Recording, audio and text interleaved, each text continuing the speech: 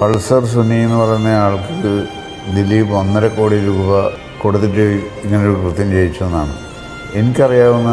ദിലീപ് 1.5 കോടി രൂപ പോയിട്ട് 1.5 പൈസ പോലും ചിലവാക്കില്ല ഇങ്ങനത്തെ പരിപാടി കണ്ടിട്ട്. അതെനിക്ക് വിശ്വസിച്ചുകൂടെ.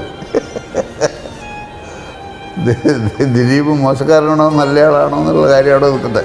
ഇങ്ങനെ ഒരു പൈസ ദിലീപ് ചിലവഴിക്കില്ല ഇങ്ങനൊരു കാര്യത്തിന് എന്ന് ഞാൻ വിശ്വസിച്ചു എന്ന് മാത്രമേ ഉള്ളൂ പ്രധാനമായിട്ട്. പക്ഷെ അതിനൊരു മറുവാദം ഉണ്ടായിരുന്നു ആ സമയത്ത്. ഒരു കൃത്യത്തിന് വേണ്ടി ഒരാളെ നിയോഗിച്ചിട്ട് ചിലപ്പോൾ അവസാന നിമിഷം ആ കൊടുക്കാമെന്ന് പറഞ്ഞ കാശ് കൊടുക്കാതെ പിന്മാറുകയായിരുന്നു എന്നൊരു ആരോപണം, അല്ലെങ്കിൽ ആരോപണം എന്ന് പറയാൻ പറ്റില്ല നമുക്ക് ഈ വിഷയത്തിൽ.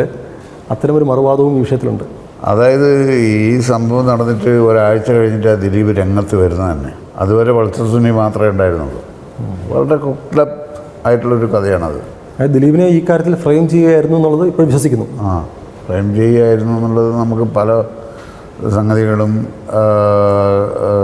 കേട്ടാൽ മനസ്സിലാവും.